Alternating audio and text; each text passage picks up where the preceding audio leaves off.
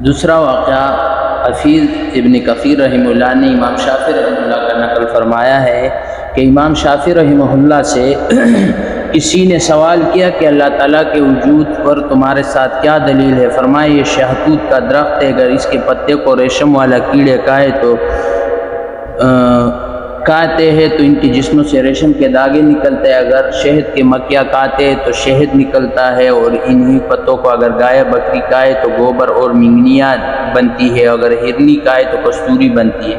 امام صاحب رحمہ اللہ نے فرمایا پتے وہی ہے، باقی سب اللہ تعالیٰ کی قدرت کی مظاہرہ ہے۔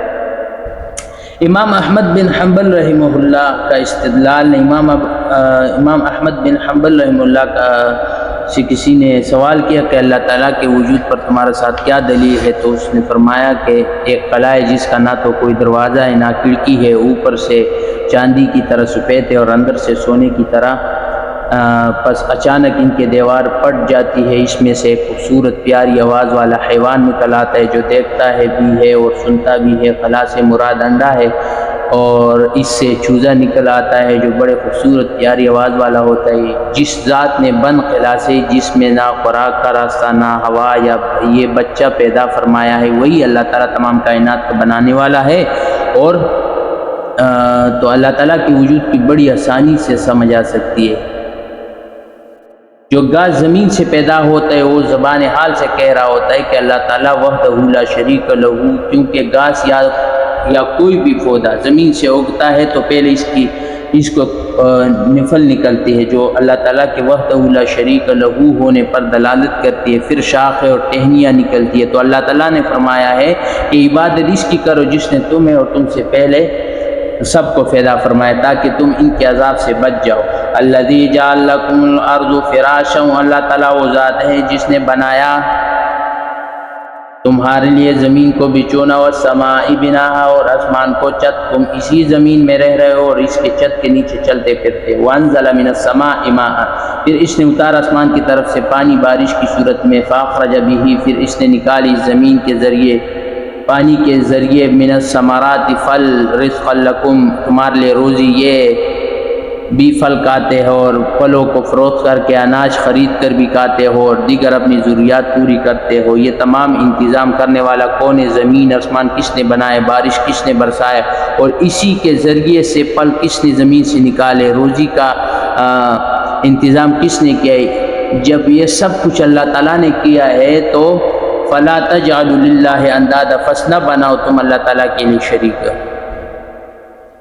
وَأَنْتُمْ تَعْلَمُونَ، حالانکہ تم جانتے ہو کہ خالق وہی ہے، پھر شریک کیوں بناتے؟ آگے رسالت کا مسئلہ بیان ہے۔ کافر مشرک لوگ بھی کبھی تو حضرت صلی اللہ علیہ وسلم کو ساحر، کبھی مجنون کہتے تھے معاذ اللہ، اور بھی کہتے ہیں کہ اساطیر الاولین، پہلے لوگوں کی قصہ کہانیاں ہمیں سناتا تھا۔ بے شک قرآن کریم میں آدم علیہ السلام کا، نوح علیہ السلام کا، دیگر انبیاء علیہ السلام کے واقعات ہیں، مگر ان واقعات سے محض دماغی عیاشی نہیں ہے بلکہ ان کے اندر ایک حقیقت ہے جس سے عبرت اور سبق حاصل ہوتا ہے۔ اس لیے اللہ جل شانہ نے فرمایا فَقْصُصِ الْقَصَّاصَ لَعَلَّهُمْ يَتَفَكَّرُونَ، فصاحب صلی اللہ علیہ وسلم واقعات بیان کرے تاکہ یہ لوگ غور اور فکر کرے۔ کبھی کہتے یہ مفتری ہے، یعنی قرآن خود بنا کے ہمیں سناتے، یہ اللہ تعالیٰ کا کلام نہیں ہے۔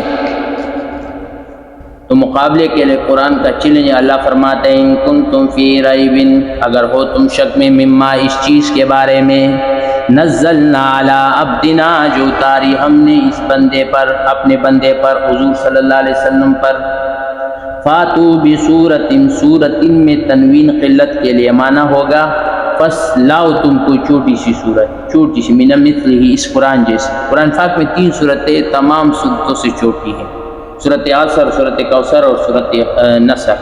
قرآن کریم کی کوئی صورت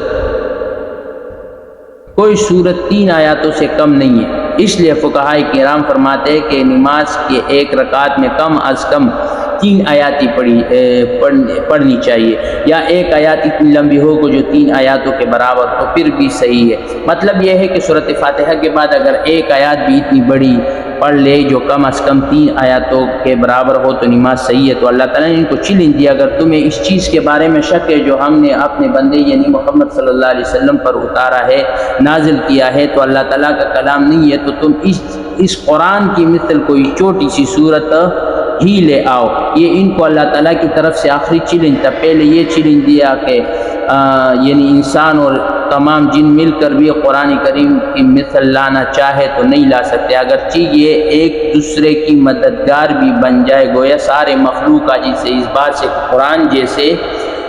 قرآن جیسے کوئی کلام پیش کر سکے۔ پھر چیلنج دیا کہ اگر سارے قرآن کی مثل نہیں لا سکتے تو تمہیں مزید چھوٹ دیتے ہیں۔ اس طرح کے قرآن کریم کی کل 114 صورتیں ہیں، 104 صورتیں تمہیں معاف فاتو بعشر صورت میں مثلی فصیح جیسے 10 صورتیں ہی بنا کر لے آؤ۔ معلوم ہو جائے